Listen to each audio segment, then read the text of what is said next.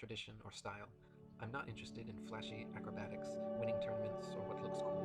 I'm only interested in what works. What keeps you alive in real life and death fight situations? What is the most effective way to defeat one or many opponents with or without weapons? How is the human body best trained to become a master of self-defense? What techniques, drills, and concepts must become second nature to ensure proper reaction and adaptation during the chaos of real-life combat? How can any system or style cover the literally infinite potential dangers faced? With so many different martial arts from all over the world, how can one separate the wheat from the chaff and discern which is the most effective? If you get in a fight with someone who is smaller, weaker, and slower than you, then your natural advantages will almost always defeat such an opponent without any training necessary. Therefore, if you're going to learn a self-defense style, shouldn't it specifically train you to defeat opponents who are bigger, stronger, and faster than you? Wing Chun is the only martial arts system known to be invented by a woman, the weaker gender, and was specifically designed to defeat bigger, stronger, faster, and multiple opponents, with or without weapons, simultaneously.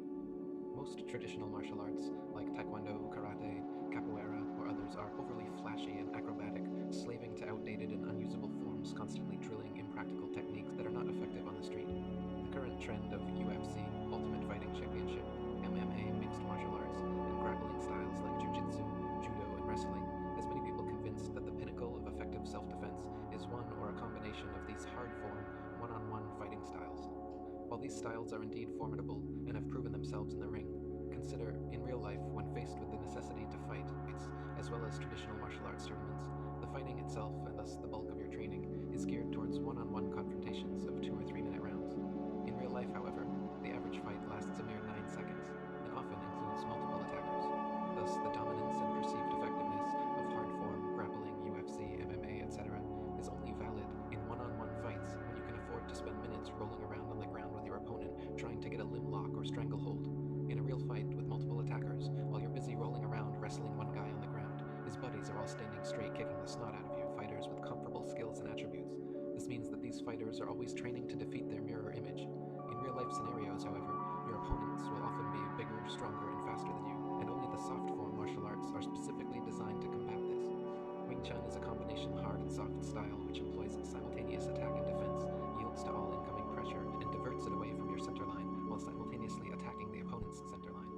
This advantage allows even novice Wing Chun practitioners to defeat opponents twice their size strength. The artist must consider is self-defense against weapons. In tournament fighting styles, the bulk of your training is devoted to one-on-one empty-hand combat. If any self-defense against weapons is taught, it is usually minimal, difficult to develop, and quite ineffective in real life. Wing Chun's movements and concepts, however, are so universally applicable to any fight situation that empty-hand practice, weapons practice, and empty versus weapons practice all utilize exactly the same training techniques. This means regardless of the fight situation, you are poised and prepared with muscle memory to react more effectively to any empty hand or weapon attack because all of your training is universally applicable regardless of how many attackers, how strong they are, or which weapons they have. Referees, points, tap-outs, or knockdown rules, but in real-life fighting there is no such thing. This means if your martial art caters to tournament fighting, as most do, then your training is not comprehensive, not utilizing every weapon available to you. For example, taekwondo has no punches to the head or infighting techniques. Judo, aikido, and wrestling have almost no striking whatsoever. Even UFC and most MMA fighters train with rules in mind, like no groin strikes, no eye gouges, no hair pulling, no biting, etc. This may seem insignificant, but consider that the two most vulnerable spots on the human body are the eyes and groin.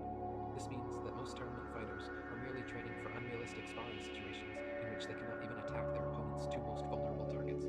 Wing Chun, on the other hand, is not a tournament style, and practitioners always train to attack their opponent's most vulnerable targets, like eyes, groin, throat, elbow, and knee joints. Most fighting styles, such as boxing, kickboxing, wrestling, karate, taekwondo, muay thai, capoeira, etc., rely on speed, strength, and vigor to overcome an opponent, so unfortunately, as you grow older, your effectiveness in using the fighting system diminishes. Wing Chun, however, relies more on philosophy, sensitivity, intuition, and other internal factors, which you will continue to improve upon your entire life. Wing Chun is scientific, logical, and concept-based, so both your understanding and ability will only increase with age. This is why 80-plus-year-old grandmasters like Ip Chun, Jim Fung, and others can still defeat all their students and generate incredible internal energy. Real fighting is dirty, no-holds-barred, spontaneous, full-force, explosive aggression. In actual combat, there are no rules, no regulations, no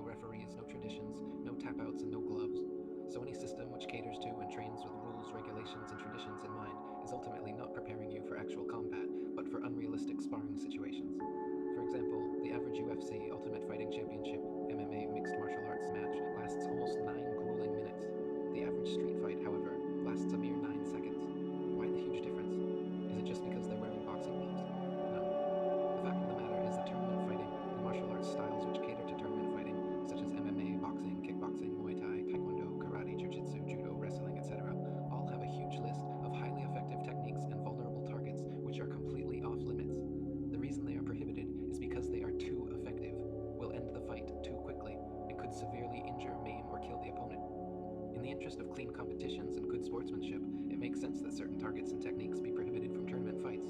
But what happens when rules and traditions start to dictate your martial training?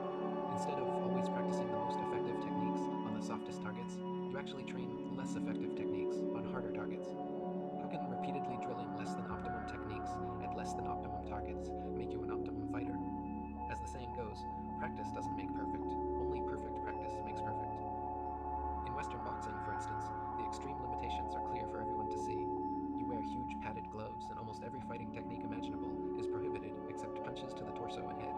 No kicks, no knees, no elbows, no headbutts, no groin strikes, no eye gouges, no grappling, no throws, just round after round of getting pounded by padded punches.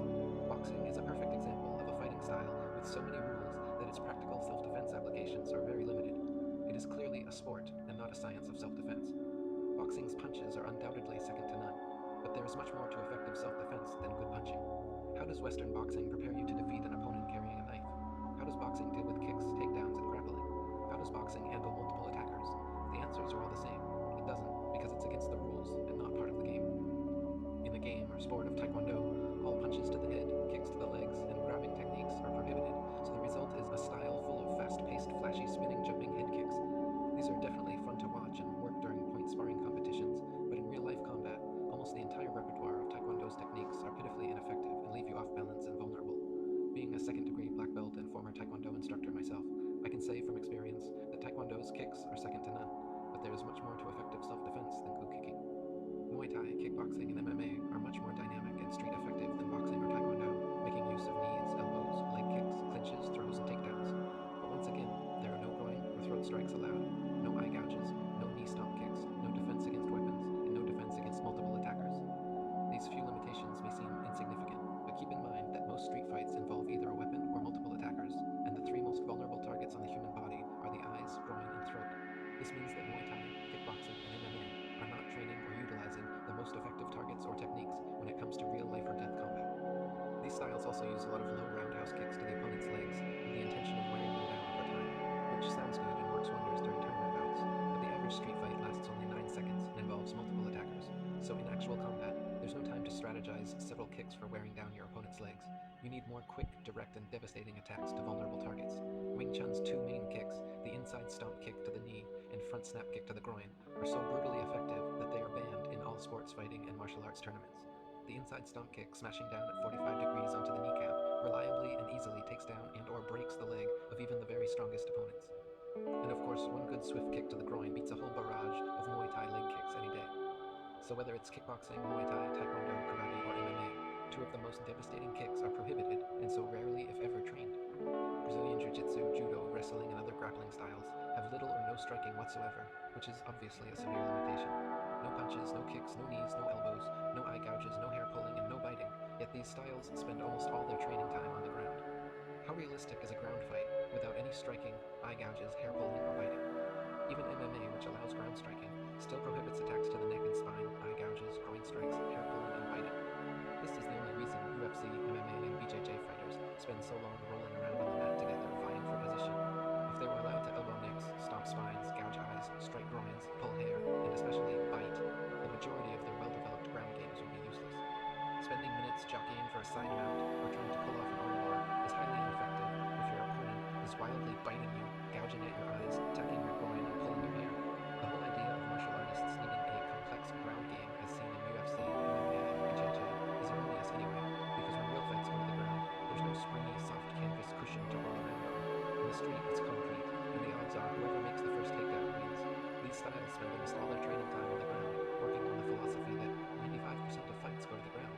While it's true that most competition MMA fights go to the ground at some point, this is not the case with street fights. A cursory glance through YouTube's many fine street fights caught on camera show the majority of fights being run with stand-up striking techniques, not with ground grappling techniques. Besides, when facing multiple attackers, going to the ground simply isn't a viable option, because while you're busy rolling around wrestling one guy, his buddies will all be standing straight, punt-kicking the snot out of you. Capoeira, drunken boxing, wushu, and other overly flowery forms of kung fu are beautiful to watch and wonderful for developing strength, flexibility, and flow, but when it comes to real life or death combat, these flashy acrobatic styles also fail in many respects. Too much emphasis is placed on dancing and feigning the opponent, often leaving the practitioner off balance and vulnerable to attack. Most of the fancy offensive striking techniques are indirect less powerful and less effective than tried and true quick direct strikes along the opponent's center line, as in Wing Chun. So much time is spent practicing flowery, non-combative dancing or acrobatic techniques that proper application in actual fighting often takes a backseat. Karate and several traditional martial arts also have a similar problem, incessantly training rigid robotic forms, stances, blocks, and strikes, absolutely inapplicable and unusable in the street. For example, the traditional front stance, low, high, inside, and outside blocks of karate are so slow, wide, rigid, and telegraphed that they cannot work even against an unskilled opponent. All karate practitioners realize this and never use the traditional blocks while sparring anyway, but still spend countless hours training these useless forms and techniques regardless. There are many martial systems which don't fall into the irrelevant tradition or sport fighting traps and are thus much more street-ready, such as Krav Maga, Silat, Filipino martial arts, Wing Chun, and Jeet Kune Do.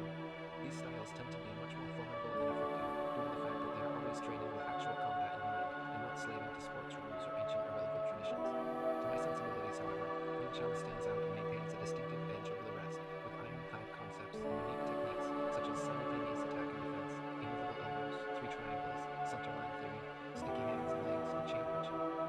Wing Chun is all about whatever works: arm and leg breaks, throat and groin strikes, eye gouges, finger locks, hair pulling, biting, and whatever else works is fair game. The movements and principles are so universally applicable to any fight situation that empty hand practice, weapons practice, and empty versus weapons practice all utilize exactly the same structures and techniques. This means regardless of the fight situation, you are poised and prepared with muscle memory to react more effectively to any empty hand or weapon attack, because all your training is universally applicable regardless of how many attackers, how strong they are, or which weapons they have. Wing Chun has often been called the thinking man's martial art, and if you've made it this far through the video, you can probably appreciate why. Originally, however, Wing Chun was not a man's martial art at all, but the only fighting system in the world known to have been invented by a woman. A Shaolin nun named Ying developed the art over 3 centuries ago by taking one of the most direct and effective techniques of Shaolin Kung Fu and creating a compact martial training system specially suited and designed to defeat bigger, stronger, and faster opponents.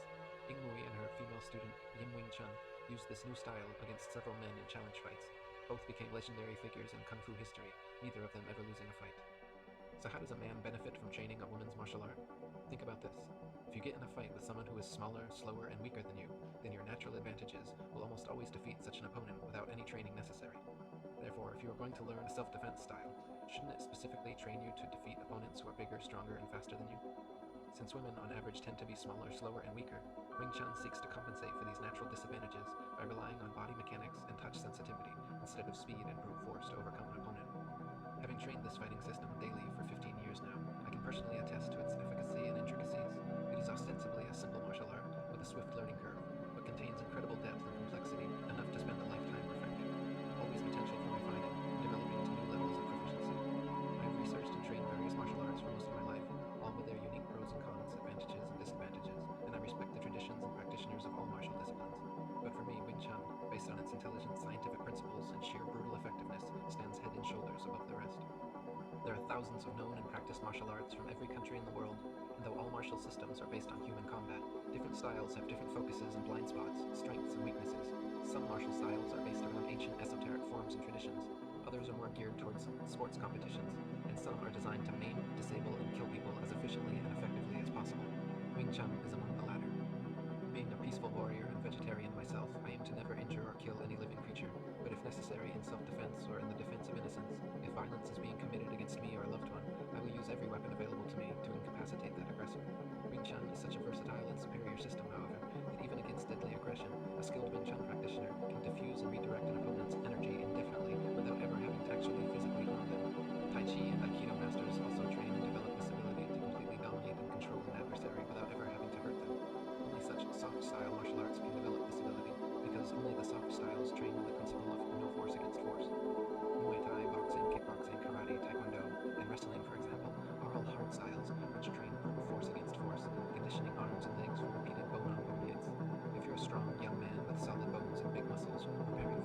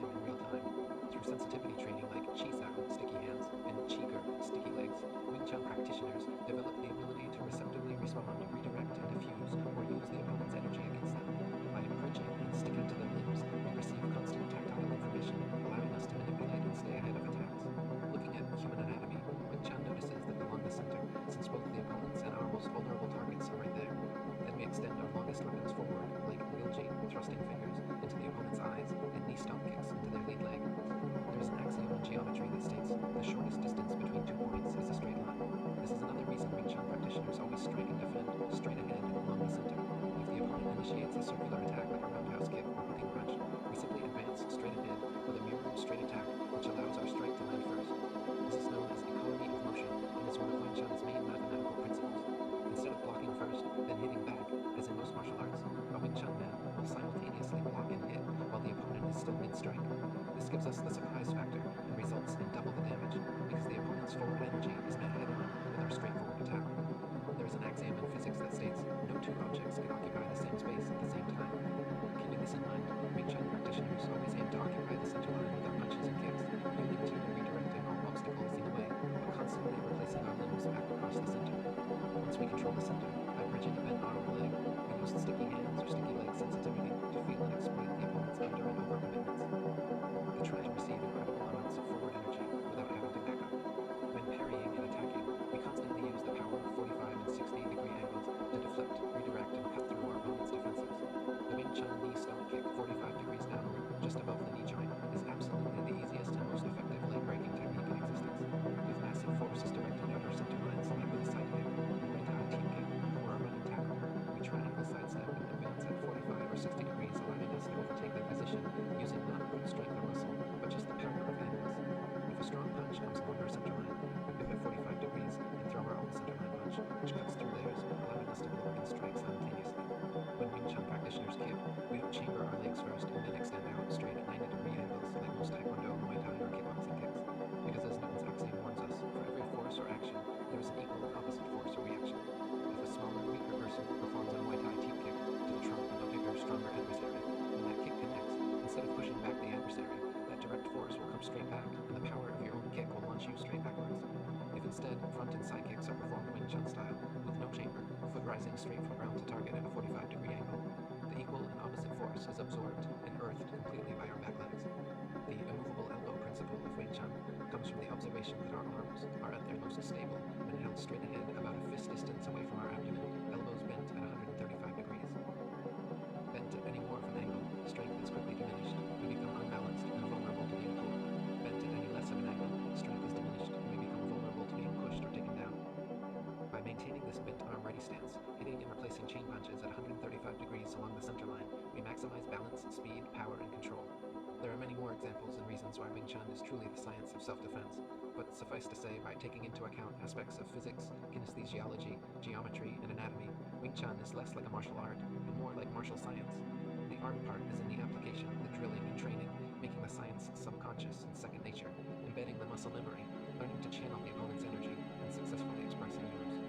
So what is the perfect way to fight? Is there a perfect way to fight, or is every martial art, every system and approach just a haphazard shot in the dark with no objective, empirical, measurable advantage?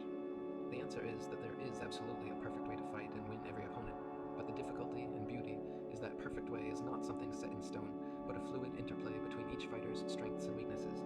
Perfect way to fight always completely depends on the person or persons you are fighting, and constantly changes based on what they are doing, how they are attacking, defending, and countering, whether there is 1, 2, or 10 opponents, whether they're striking, grappling, or parrying, whether they're using edged, blunt, or projectile weapons, depending on their height, weight, build, reach, and a host of other factors. The perfect way to fight is by training and developing the skills and tools necessary to read, react, and adapt to each opponent's constantly shifting weaknesses and exploiting them in real time. In this and many other ways, fighting is like the game of chess, opponents simultaneously while blindfolded. Just having martial knowledge is not enough, though. Your body must be trained and conditioned kinesthetically so muscle memory reacts perfectly and precisely to the opponent. Just having chess knowledge is not enough. You cannot simply memorize every opening, play through every grandmaster game, read every theory book, and suddenly be able to win every opponent. The knowledge and skill sets, the training and pre-game preparedness is only part of it. The gamer or fighter must also have perfect mindfulness and presence in the moment to be able to use the knowledge and training, then adapt it in real time to suit the adversary in front of them. So there is a perfect way to fight, just like there is a perfect way to play chess, but it's not static and consistent. It always completely depends on the opponent and our interplay with their weaknesses in the moment. Both fighters and chess players will train before a tournament, watching videos or studying games of their opponents, looking to find trends and weaknesses. By noticing trends, even ones usually seen as strengths, they can become weaknesses through overuse. For instance, a fighter with a powerful overhand right he always uses to knock people out is seen as his strength, but if his opponent knows ahead of time about his reliance on this attack, even such so-called strengths can quickly become Achilles tendons to be cut. The opponent can train to always slip outside to attack and disable the right arm or hand, or to shoot inside, nullifying the range. Similarly, if a chess player knows trends in his opponent's games, such as always accepting gambits, never trading down in a sacrifice, castling late, bringing the queen out early, etc., he can exploit those trends. A fighter's vulnerabilities are constantly changing based on their position and structure, making it like a ballroom dance where the woman, the receptive one, reacting to the man's lead, sensing, feeling her opponent's movements, and flowing with them, actually maintains positional advantage aggressive, overly forceful fighter leaves himself exposed. So by purposely assuming the yin receptive role of the woman, you gain a distinct advantage. This is the reason fighters always jockey back and forth, in and out of the pocket, range finding, before committing to an attack. Because the person who under or overcommits during these crucial milliseconds opens themselves up to devastating counterblows. If you commit to a strike, takedown, or whatever type of attack you are opening yourself to counterattack, the smarter fighting philosophy is to be patient, feigning while giving consistent forward pressure along the center line until the opponent shows an under or overcommitment, then exploding to exploit the hole formed. Inching along the center line, sensing and seeing how the opponent reacts, then exploiting any under or overcommitments in their reaction. Pinning your opponent against a wall, fence, car, or into a corner is also a highly advantageous move, difficult to revert form work, never training, body conditioning, pad work, or sparring. This is just as much a deficiency as the over-aggressive, blunt-headed wrestler type who simply looks to impose his will no matter how well he is defended or countered by his opponent. One of the main principles in Wing Chun is the center line concept, where fighters train to attack, defend, and dominate along the center line. In chess strategy, dominating and controlling the center is a key positional advantage during the opening. Where many average Wing Chun practitioners and many average chess players fall short is when they don't train to switch it up during the middle and end game. Many traditional Wing Chun schools train only straight line attacks and only ever attack along the center line. For instance, they will always enter with the same straight chain punch, push kick, flurry, and no matter how well the opponent defends, circles outside, and counters, they still keep steamrolling impotently forward, becoming an increasingly easier target to pick apart.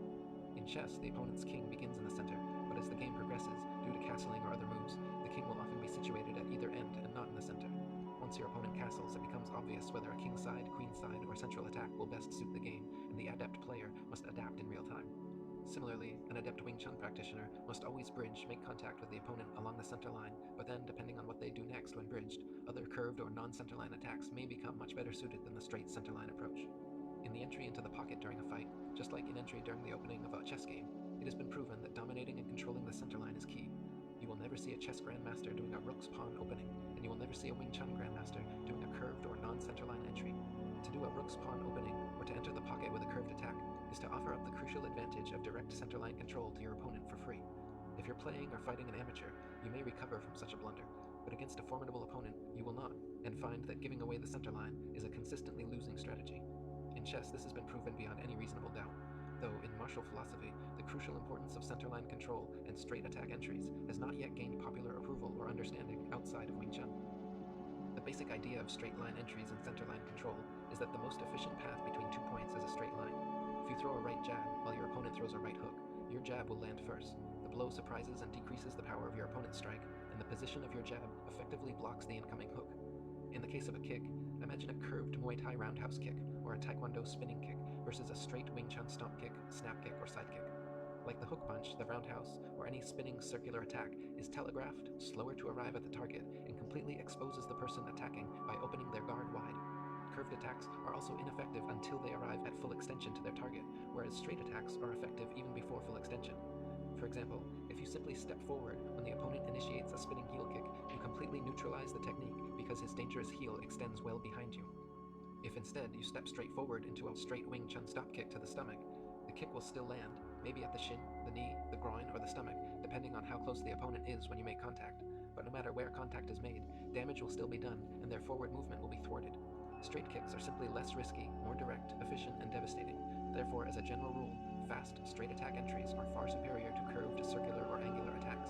Once the straight attack entry has been made along the center line, then the fighter can and should mix various non-linear attacks based on the tactile information received in the moment as to which combinations and movements will continue to land and defeat the opponent. In popular MMA cage fighting like UFC, the importance of center line control is explicitly obvious, but the philosophy is often overlooked. Fighters like John Jones and Anderson Silva use their long limbs extended forward, usually in a triangle, like the Wing Chun ready stance, not under or overcommitting, shooting straight jabs and straight kicks along the opponent's center line. Then, when into clinch and chisao range, they start unleashing various creative circular and non-center line attacks like elbows, knees, body shots, uppercuts, and takedowns based on the tactile and sensory information they're receiving in the moment, adapting every second to attack the most vulnerable targets with their most powerful weapons. Notice they do not and could not simply chain punch forward and win every opponent as some traditional Wing Chun schools would have you think. In chess, you always want to be either developing your pieces into better positions, taking your opponent's pieces, or directly attacking their king. Likewise in fighting, you should always be moving to gain positional advantage, striking to injure the opponent's limbs or body, or directly attacking their face and neck. Blood or air chokes, eye gouges, palm strikes, overhands, and other fight-stopping strikes to the face are like checkmates. All other attacks like arm bars, toe holds, leg locks, takedowns, guntings, etc. are analogous to capturing pawns, knights, bishops, rooks, and queens. Bobby Fischer said of chess, tactics flow from a superior position. In Brazilian Jiu-Jitsu, they say, position before submission, meaning it is important to acquire and maintain the correct body position and defensive structure before attempting the finishing offensive submission. If you rush into a submission hold without first securing the necessary and advantageous position, it is likely that the opponent will escape, sweep, and turn the tables on your weak attempt. The skilled grappler will instead first secure a good full side, back mount, or guard, then and only then attempt any submissions.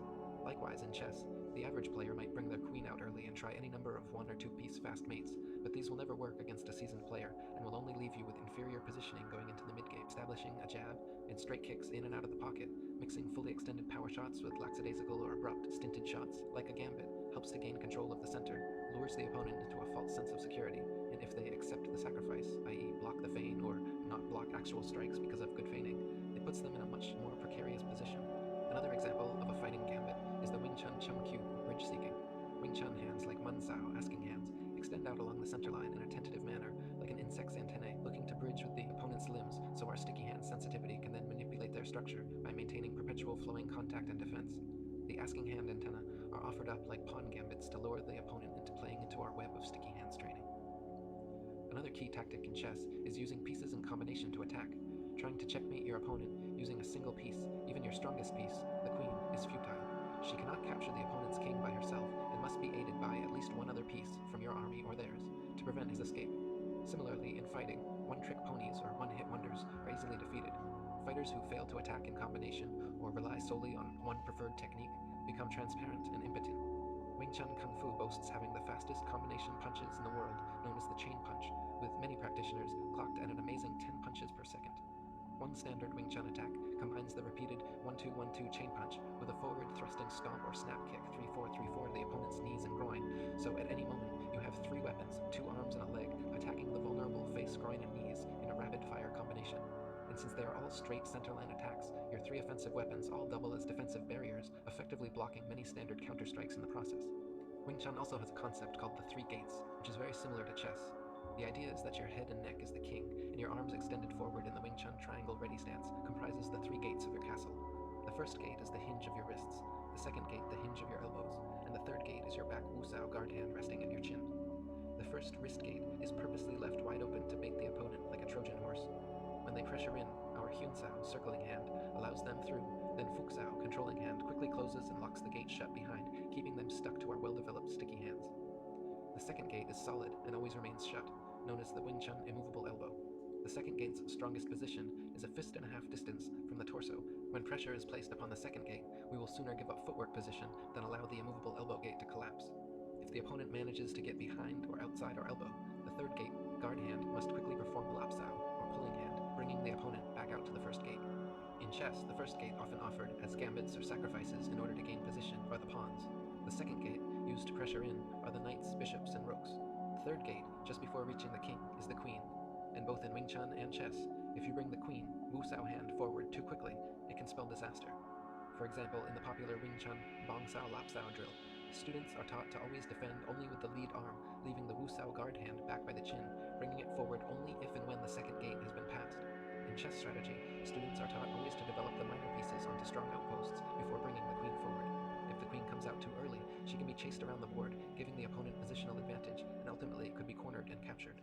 Likewise, if the wusao hand comes forward to block or lapsao too early, it can be passed by a skilled opponent, and they will have direct, unfettered access to your head, your king. So what is the perfect way to train so as to fight perfect chess in the moment? How can one best train to read, react, and adapt to each opponent's constantly shifting weaknesses and exploit them in real time? First and foremost, you must condition your mind and body in a multitude of ways to prepare for the final moment of confrontation. Like a good chess student must play thousands of games, memorize thousands of openings and variations, play through thousands of grandmaster games, and solve thousands of chess problems before they can compete. You also must do thousands of punches, kicks, elbows, knees, locks, takedowns, chokes, breaks, submissions, and escapes. You must learn proper form, structure, movement, technique, and philosophy, practice sparring, grappling, shadowboxing, chisao, and chigurk, use punching bags, focus pads, wall bags, and wooden dummies, working always to increase speed, power, accuracy, technique, and non-telegraphy. Your ligaments, tendons, muscles, and skin must become flexible, strong, loose, and relaxed. The nerve endings on your shins and arms must become numb. Your wrists must become laterally strong, your knuckles calloused, your abdominals and other muscles tough and hard. Your mind must be still and responsive. your body completely relaxed before and after every strike. You should even practice deep abdominal breathing and short, exasperated breathing to improve stamina, control heart rate and adrenaline release, increase the time you can be choked, and decrease the chance of having the wind knocked out of you. Then when the time comes to fight, your mind should be empty and completely present. Any strategy or tactics consciously employed will be overcommitted, unreceptive, and non-adaptive, so you must completely rely on subconscious instinct and muscle memory. Your eyes should be trained on the opponent's sternum, so peripheral vision can fully watch all their limbs. Your stance should remain fluid and light, constantly moving, but able to solidify and immediately plant roots if the opponent shoots. Your guard should be relaxed and moving slightly, just enough to distract and feign, but not enough to open yourself up. Bobby Fischer, the most renowned chess player of all time, said, "Chess is a matter of delicate judgment, knowing when to punch and how to duck. It is war over the board. The object is to crush the opponent's mind. Concentrate on material gains. Whatever your opponent gives, you take, unless you see good reason not to. Your body has to be in top condition. Your chest deteriorates as your body dies. You can't separate body from mind. You have to have the fighting spirit." And perhaps the most famous Wing Chun practitioner ever, Bruce Lee, said it best, "Empty your mind. Be formless, shakeless, like water. Now you put water into a cup, it becomes the cup. You put water into a bottle, it becomes the bottle. You put it in a teapot, it becomes the teapot. Now water can flow or it can crash. Be water." Exposing truth in the global elite, but you're also into exposing health, and you're big into martial arts. Can you tell us a little bit about the martial art of Wing Chun, and can you explain what this is to the audience? Sure. Yeah, Wing Chun is Chinese martial art invented by a Shaolin nun, by a woman, and the idea is to use the opponent's energy against them, so that a woman can defend herself against bigger, stronger, faster opponents.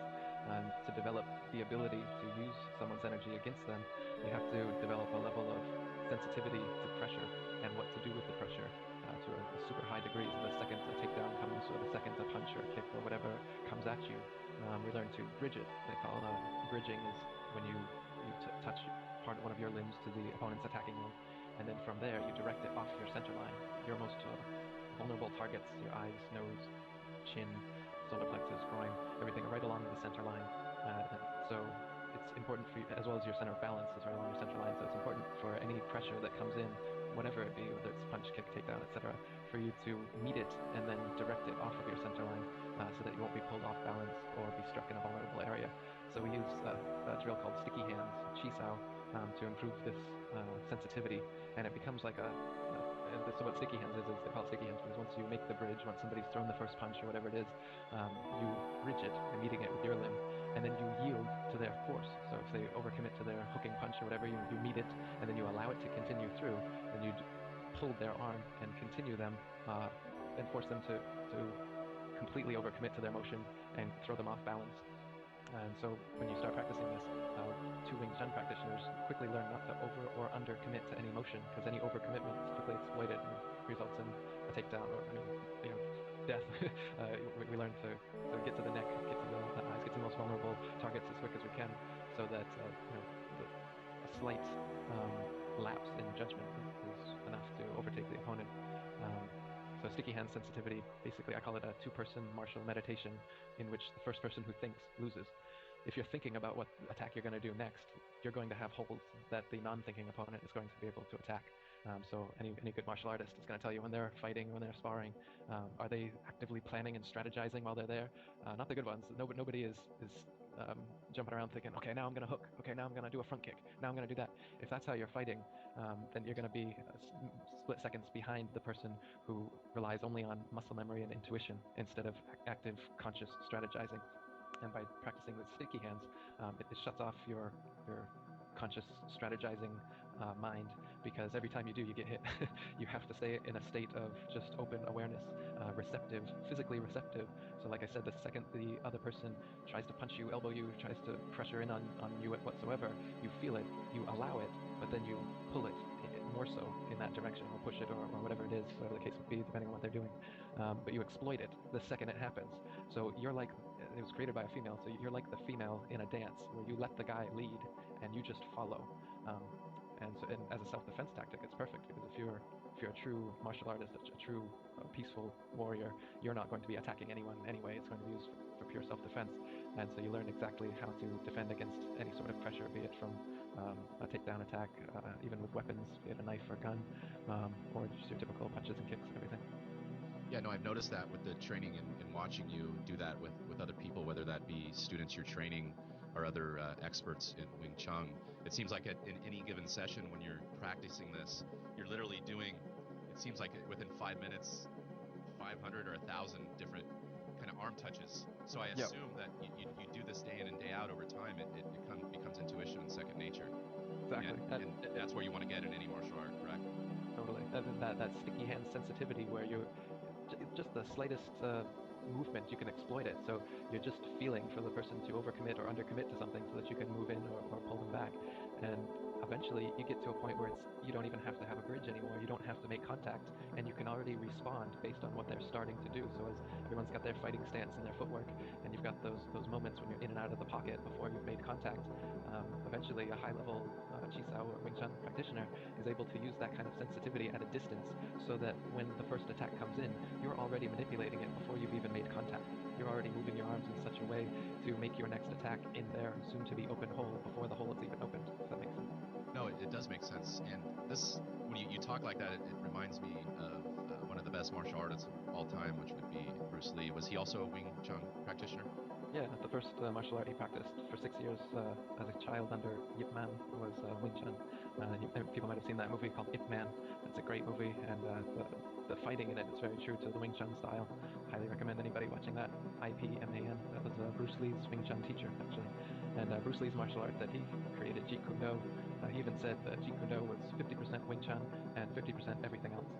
And so my personal style is a lot like that as well. I don't want to copy Bruce and say that I'm doing Jeet Kune Do, but I started by doing Taekwondo, and I got a second degree black belt in that, and I used to teach that back in America before I moved to Thailand. And so that Taekwondo, undisputed, is the best martial art to learn if you want to learn how to kick. It's the art of kicking.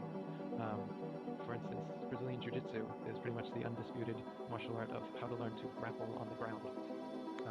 Wing Chun is the undisputed master of the trapping range, which is Bruce talks about there being 4 ranges. There's kicking range, and which means you can kick the other person, but you can't punch them, trap them, or grapple them yet because you're too far away for anything to reach each other except for your feet. The next range would be punching range, where you can still kick, but you can also punch now, so you've got more things to worry about. But you're not in trapping range yet, which means you can't throw elbows or knees or grapple yet. The second range is trapping range, which is what Wing Chun stays in on purpose. We like that range where it's bent arm range, where you can throw elbows, knees, clinch, takedown, punch, kick. You can do everything from that range. It's the most dangerous place to be. That's why, like in Western boxing, the second you get to that range, the referee breaks you up. In a real fight, getting to that range is when you and the opponent are at the most vulnerable.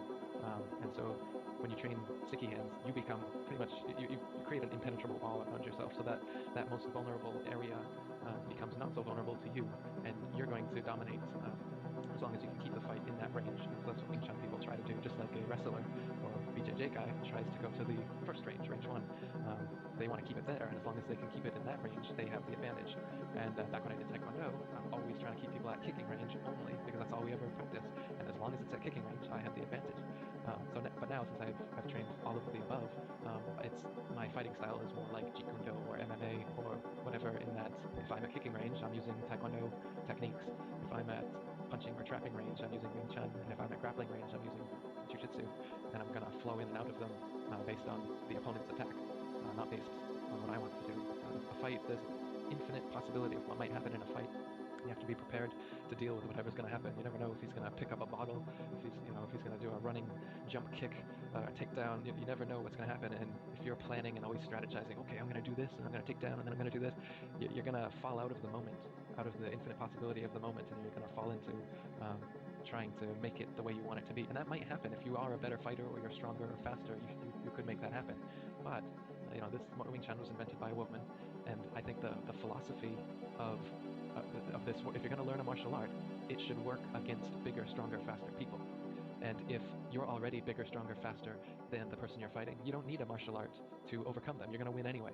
So if you are going to learn a martial art, it should be in this receptive style, like Wing Chun or Jiu-Jitsu, or there's several other martial arts that are in this kind of receptive mode, where you're not just completely imposing your will and your game plan at all times, but rather you're accepting what is in the moment and making it work for you, instead of making your own moment. You make whatever is in the moment work for you. If that makes sense. No, it makes perfect sense, Eric, and I agree with you that self-defense martial arts is really what most of us are looking for out there. I'm a practitioner of Hapkido, which is a Korean form of self-defense, so I'm real familiar with what you're talking about here. It deals with a lot of kicks and punches, but a lot of joint locks, and it kind of goes over the whole gamut. And then I've noticed, we also teach Taekwondo in my dojang, and when I'm fighting someone that's in Taekwondo, and I have a little boxing background before I got into Hapkido, so I'm more of a boxer. But I throw a little bit of it, all of it in, and that's what our master teaches us. He's, 5th degree black belt in Hapkido, 5th degree black belt in Judo, so he has various arts, and he's a big believer in everything that you're saying, that you have to learn the different styles, even though you might get a black belt, whether that be in Taekwondo or Hapkido or Wing Chun, you got to learn some of those other styles to be the more effective fighter and to essentially defend yourself better in a street fight if anything was to happen on the street. So I definitely agree with you. And to people out there listening, check out Eric. You have a website for this completely dedicated. Can you give that out to the audience, Eric? Yeah, it's BangkokWingChun.com. WingChun, Wing Chun. Yeah, what I love about that website, to the audience out there, is there's a ton of videos that Eric does for free and he puts out there where he's in, Thailand with his students, whether that be on the grass somewhere or in the studio, and he's showing you guys right there on these videos how it's done. So I definitely recommend that people that are looking into martial arts, that they look into some type of self-defense such as Wing Chun. The martial arts, it definitely, I feel it helps you round out yourself and be more balanced. So, here we are, yourself, Eric, there in Thailand, you're a big truth seeker, seeking knowledge and writing books. It helps balance us out with our health and our bodies, because as we're doing this martial arts and learning them and putting our bodies into these weird positions, we also want to take care of our health, and the food we put into our bodies, you notice that, makes a big difference, whether you're learning or seeking knowledge, the energy you have to do that, or whether you're doing martial arts, that plays a big part of that. Again, commend you on what you're doing out there, Eric. You're also leaving this world a more beautiful place by sharing your knowledge with everybody out there, regardless of, not making any money and being attacked by Freemasons here in the United States. You're not leaving us. You're still a brother who has left our country, who's just living there in Thailand. But to you, we're all a family. And I appreciate you sharing your knowledge with us here on Gnostic Warrior and also with the world. And please keep up the great work, brother. And I hope to talk to you again in the near future. Excellent. Yeah, I had a great time. It was good talking to you. I really dig your energy. I appreciate you giving me the opportunity to talk, and I hope we will be able to talk again sometime in the future. Thanks, man. Thank you. Take care, bro. All right, dude.